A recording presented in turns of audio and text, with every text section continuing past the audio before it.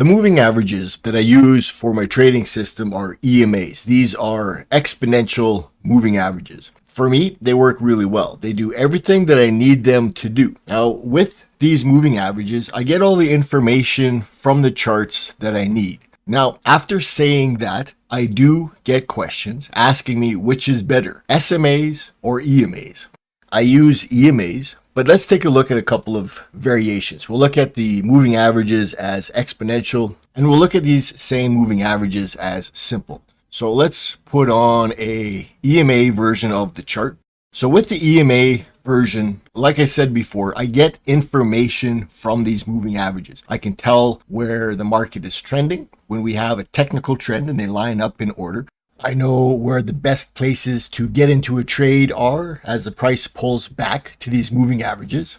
I can get trade types like zone trades, where the price moves into the gap between the moving averages and then breaks out and continues that trend. I can tell when there are areas of consolidation that I don't really want to trade. I can tell when the trend is starting to turn, and so on. There's so much information that I get using these EMAs. Now, the point of using moving averages is to extract that information. When I switch this over now to SMAs, you can see that this is the exact same chart using the same moving average settings, but as simple moving averages. The information that I get from this isn't the same anymore. These moving averages start to tell me that the market is doing a little bit different things than it tells me with the EMAs. Now, I don't use the SMAs because of that. The SMAs don't serve the same purpose to me that the EMAs do. Now, is there a right way or a wrong way to use these moving averages? Are the EMAs better? Are the SMAs better? That is going to come down to you and what kind of information that you get from these moving averages. When you're using these moving averages, it's really important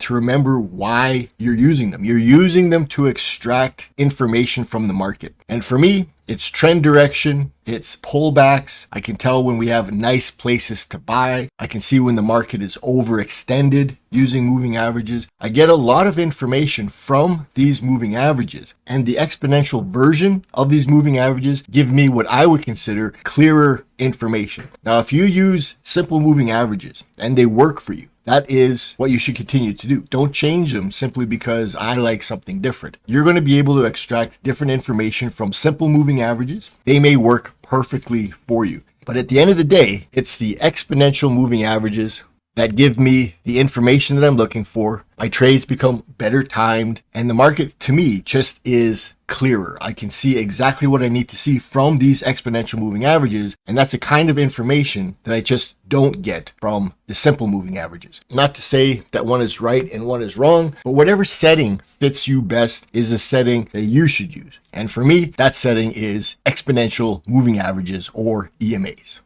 If you liked the video, please give it a like and follow for more videos like this. And if I don't see you in the Ultra Blue Forex members area, I will see you in the next video.